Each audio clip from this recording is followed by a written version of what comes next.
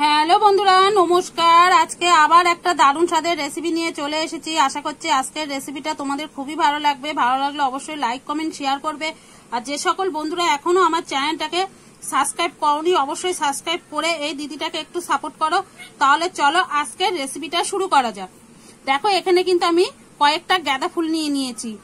এই গাঁদা ফুলটা কিন্তু আমরা বেশিরভাগ ঠাকুরের পায়ে দিয়ে থাকি বা ঠাকুরকে নিবেদন করি। এই ফুলটাকে শুধু আমরা পুজো হিসেবে ব্যবহার করি, কিন্তু আজকে আমি এই ফুলটা দিয়ে পকোড়া বানিয়ে দেখাবো। এই গাঁদা ফুলের পকোড়াটা কিন্তু খেতে খুবই ভালো লাগে। দেখো, এখানে কিন্তু আমি কয়েকটা গাঁদা ফুল নিয়ে নিয়েছি। এই গাঁদা ফুলটা কিভাবে কেটে নেবো সেটাও কিন্তু তোমাদের দেখাবো। এই যে গাঁদা ফুলের যে পেছনের অংশটা, এই অংশটা কিন্তু নিলে হবে না, এটা বাদ দিয়ে ফেলে দিতে হবে। তার জন্য কিন্তু আমি একটা কাঁচি নিয়ে নিয়েছি, আর কাঁচির সাহায্যে কিন্তু কেটে নেব। দেখো, এখানে কিন্তু আমি শুধু ফুলের পাপড়িটা নিয়ে নিচ্ছি। তার জন্য কিন্তু আমি একটা পাত্র নিয়ে নিয়েছি, পাত্রের মধ্যে নিয়ে নেব। দেখো, এই যে পেছনের এই যে বীজগুলো আছে না, এই বীজগুলো কিন্তু নিলে হবে না, এগুলো ফেলে দিতে হবে। আবারও কিন্তু একইভাবে আমি ফুলগুলো কেটে নেব। দেখো, এই যে পেছনের অংশটা কিন্তু এইভাবে বাদ দিয়ে দিতে হবে।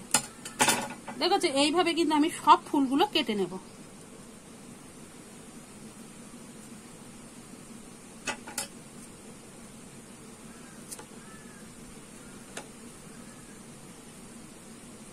এই গাঁদা ফুলের পকোড়াটা কিন্তু বানানো বন্ধুরা খুবই সহজ। প্রথম থেকে শেষ অবধি ভিডিওটা দেখলেই বুঝে যাবে যে কিভাবে বানাতে হবে। তোমরাও কিন্তু বাড়িতে খুব সহজভাবে বানিয়ে নিতে পারবে। কয়েকটা বাড়ি থাকা উপকরণেই কিন্তু হয়ে যাবে।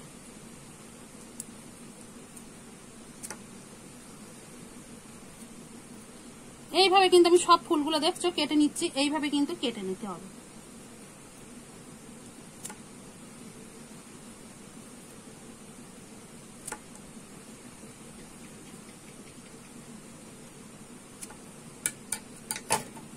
আমার সব ফুলগুলো কিন্তু কেটে নেওয়া হয়ে গেছে। এবারে কিন্তু এই ফুলটা লবণ আর হলুদ জলে ভিজিয়ে রাখবো। গাঁদা ফুলটা কিন্তু আমি একটা সাইডে সরিয়ে রাখবো। আর এখানে একটা বাটি নিয়ে নিয়েছি। এবার ওর মধ্যে কিন্তু আমি একটু জল দিয়ে দেবো।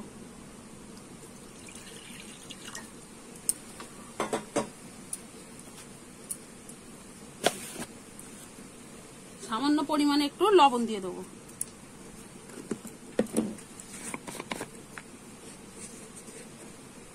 আর দিয়ে দেবো একটু হলুদ গুঁড়ো। দিয়ে জলটা একটু আমি হাত দিয়ে মিশিয়ে নিচ্ছি।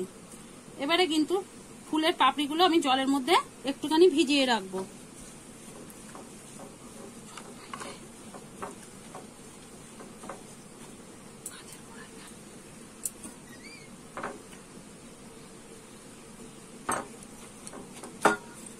এইভাবে একটুখানি আমি ভিজিয়ে রেখে দেব। আমি কিন্তু বেশ কিছুক্ষণ ধরে ভিজিয়ে রেখেছিলাম নুন আর হলুদ দেওয়া জলে। এবারে কিন্তু ফুলের পাপড়িগুলো আমি তুলে নেব, জলটা ভালো করে ঝরিয়ে।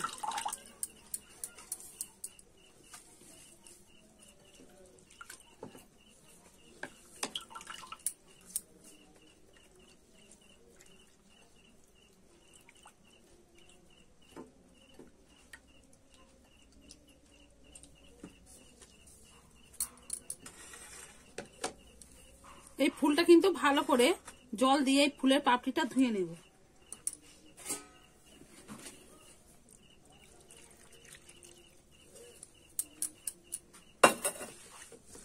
আমি কিন্তু 2-3 বার জল পাল্টে পাল্টে ধুয়ে নেব। দেখো, আমি কিন্তু ফুলটাকে ভালো করে ধুয়ে নিয়েছি। এবার এক সাইডে সরিয়ে রেখে একটা কিন্তু এখানে বাটি নিয়ে নিয়েছি। এবার কিন্তু ব্যাটারটা আমি গুলে নেব। তার জন্য কিন্তু আমি 2 চামচ বেসন দিয়ে দেব।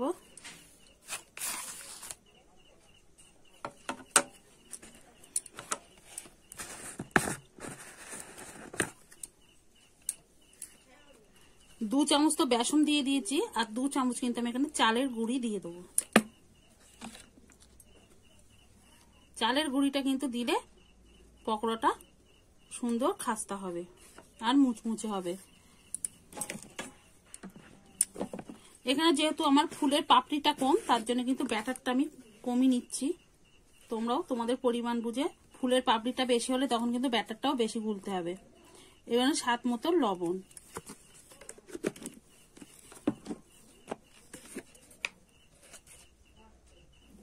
দিয়ে দেবো হলুদ গুঁড়ো,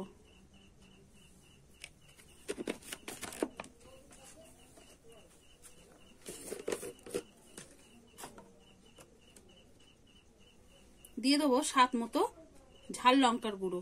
তোমরা যে যেমন ঝাল খেতে পছন্দ করবে সেরকম কিন্তু দিয়ে নেবে।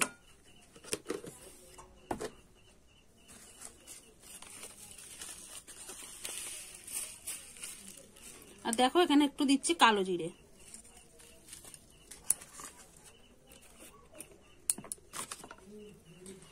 আর এখানে আমি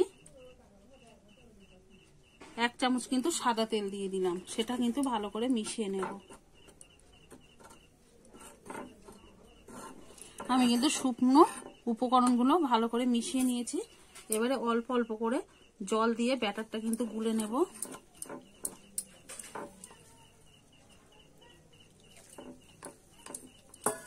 একসঙ্গে বেশি জল দিতে যাবে না, তাহলে কিন্তু ব্যাটারটা হালকা হয়ে যেতে পারে।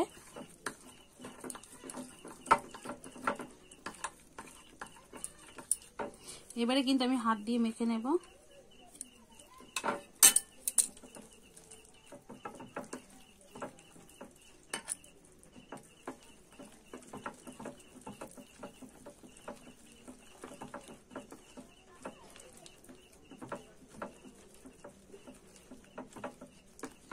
দেখো আমি এরকম করে কিন্তু দেখো মেখে নিয়েছি।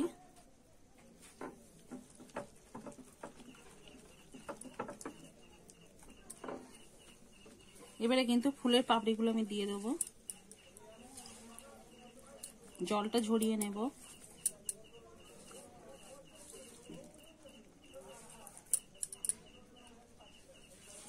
এবারে সবকিছু আমি ভালো করে মিশিয়ে নেব।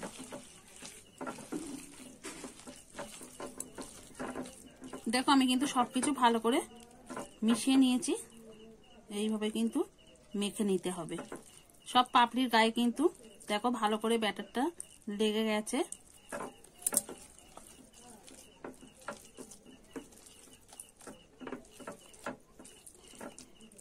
আর এটা কিন্তু কোনো রকম রেস্টে রাখার দরকার নেই, এটা কিন্তু সরাসরি কিন্তু ভেজে নেওয়া যাবে। এবারে কিন্তু আমি উনুনটাকে ধরিয়ে নেব। বন্ধুরা আমি কিন্তু উনুনটা ধরিয়ে কড়াইটা বসিয়ে কড়াইতে কিন্তু সাদা তেল দিয়ে দিয়েছি। তেলটা আমি ভালো করে গরম করে নেব। তেলটা কিন্তু আমার ভালো মতো গরম হয়ে গেছে। এবারে কিন্তু পকোড়াগুলো ছেড়ে দেব।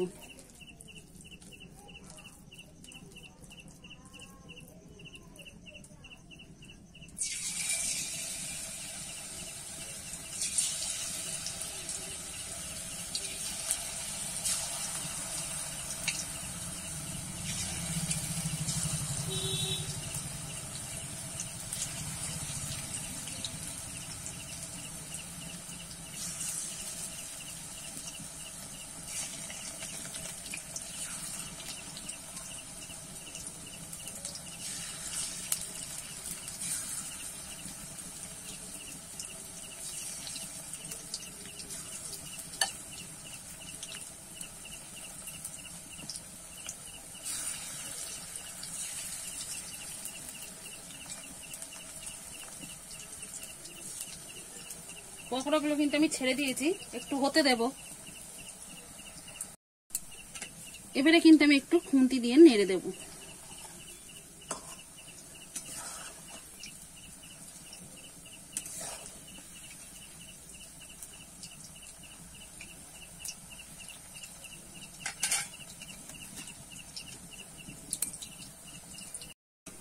এবারে কিন্তু বড়াগুলো উল্টে পাল্টে ভেজে নেব।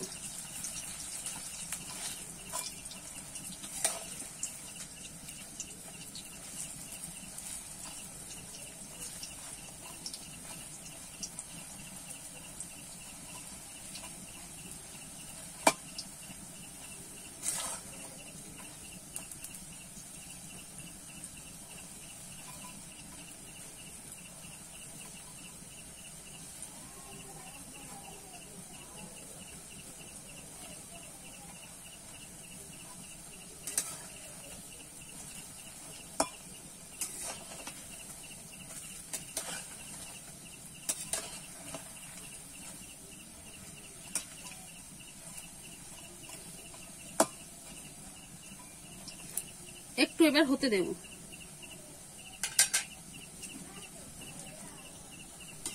দেখো আমি উল্টে পাল্টে কিন্তু পকোড়াটা ভালো করে ভেজে নেব।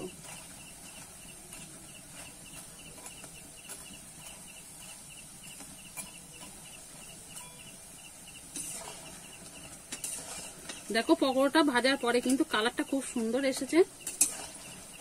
আমি তো নেড়ে চেড়ে পকোড়াটা ভালো করে ভেজে নিয়েছি, এবারে তুলে নেব।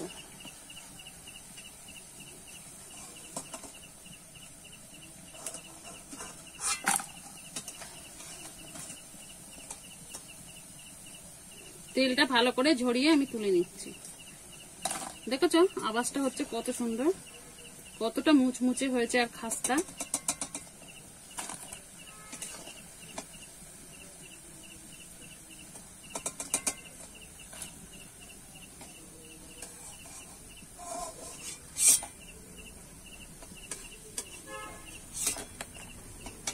আমি কিন্তু সব পকোড়াগুলো ভেজে তুলে নিয়েছি, এবারে তোমাদের পরিবেশন করে দেখাবো। দেখুন বন্ধুরা, আমি কিন্তু একটা প্লেটে নিয়ে নিয়েছি পরিবেশন করার জন্য একদম রেডি গাঁদা ফুলের পকোড়া।